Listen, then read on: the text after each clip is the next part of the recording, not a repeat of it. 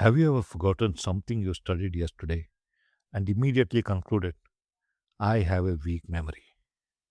What if I told you that this belief is one of the biggest lies, holding statements, holding students back from reaching their true potential?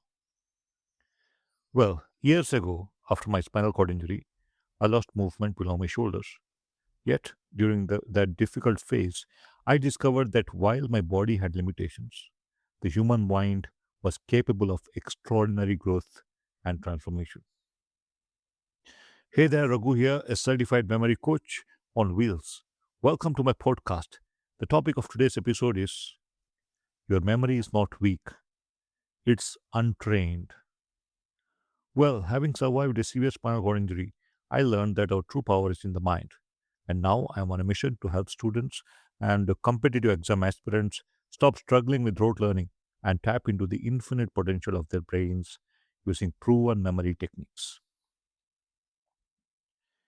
In almost every online program that I conduct, I ask the audience a simple question.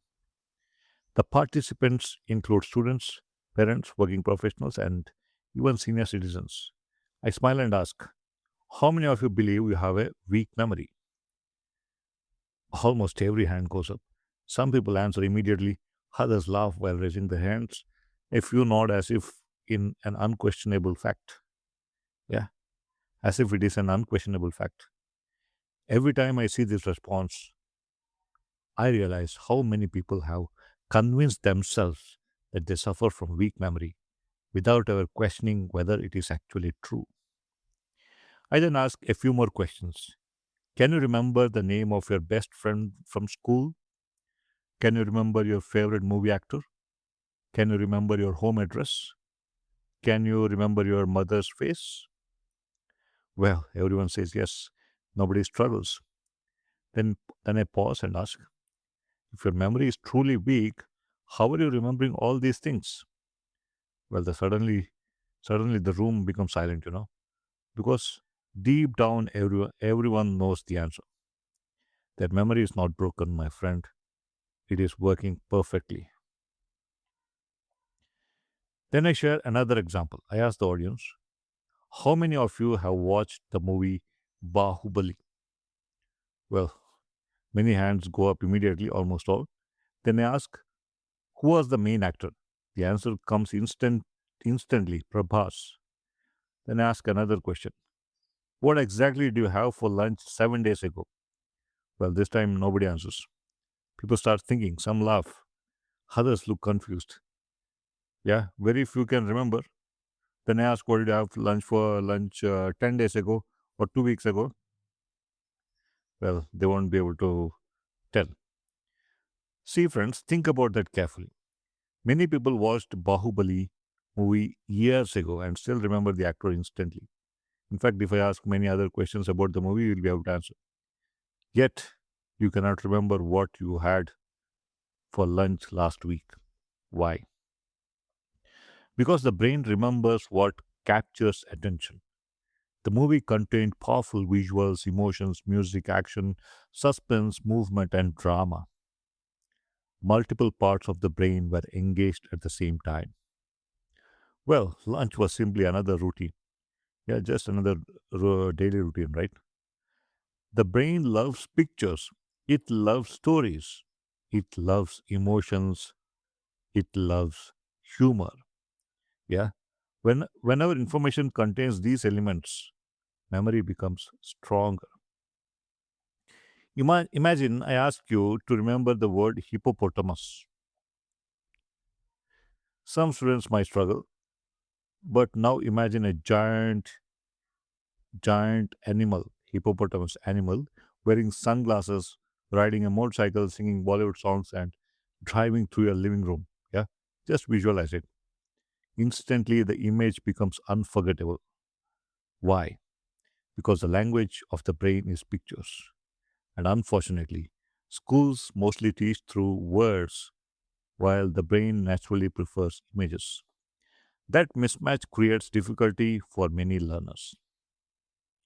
I learned this lesson deeply when I entered the world of memory sports. Before that, I believed Memory champions were born with extraordinary brains. Then I started learning memory techniques myself. Everything changed. I discovered that memory athletes are not using extraordinary brains, they are using ordinary brains in extraordinary ways. They convert information into images, stories, associations, and locations. They work with the brain instead of fighting against it. When I applied these techniques, my own results improved dramatically. I memorized countries and capitals, large amounts of information, and eventually participated in memory championships and won medals. Did my brain suddenly become powerful overnight? No, my brain was always powerful. In fact, everybody's brain is powerful, my friend. We simply haven't learned the correct technique. Imagine giving someone a powerful sports car but never teaching them how to drive. Then imagine that person saying, well, this car is useless. The problem is not the car, the problem is the lack of training. Your brain is exactly the same. It is powerful beyond measure, but most people never learn how to use it effectively. After my accident, I had two choices. I could focus on everything I had lost, or I could focus on what remained. And I chose to focus on my mind. That decision changed my life. People assumed disability would define my future. It did not. People assumed certain dreams were impossible. They were wrong because potential expands when belief expands. So today, stop saying I have a weak memory. Start saying I have an untrained memory. See, weak sounds permanent and untrained sounds fixable. And anything that can be trained can be improved.